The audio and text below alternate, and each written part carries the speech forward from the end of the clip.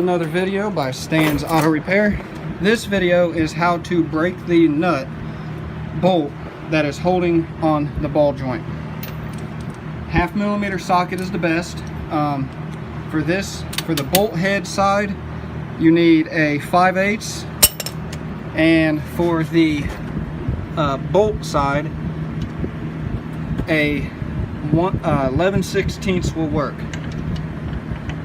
A breaker bar, hold this on because to turn it, to untighten it from this way, it's towards the actual up, towards the car. To break it from this side, when you first do it, it's towards the ground. And then once you break it, you can hold this here, get your impact if you have one, take the nut off, or switch this around, put this over here to hold it, hook this on, and get it out. And then once you get the nut out,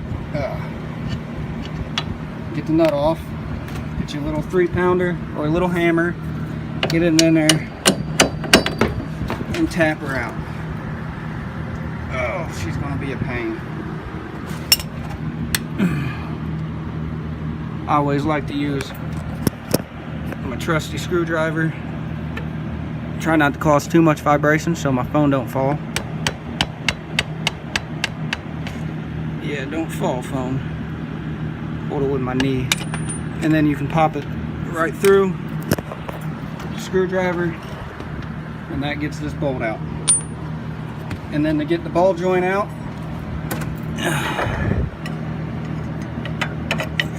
they recommend a crowbar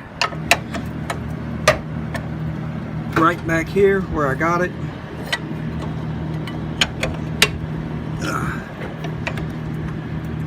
And then you just pry down, and then you get it out and loosen the 2 stud bolts here. Oh crap, let me try to tell you real quick. Okay, it's not that one. Okay, it's this one. The bolts on this side are a 7/16, and it's the same side for over here, but these are splined. Well, actually, mine ain't splined. Let me. Yeah, these ain't splined either. But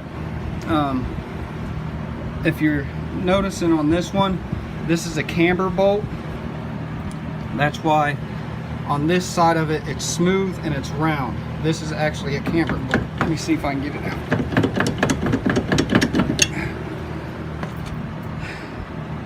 That is a camber bolt. Just so you guys know the difference. This is not. That is to help with lining the strut up. But once you get that out, you also are going to want to get your tie rod loose, which that is crap. I don't think I have the right size. Come on now.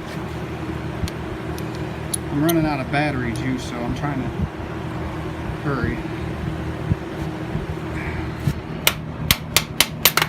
There we go.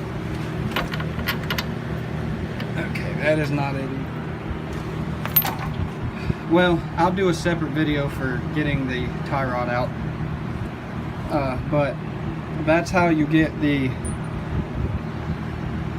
ball joint bolt and nut out, and that's how you get your stud bolts and nuts out for your shock.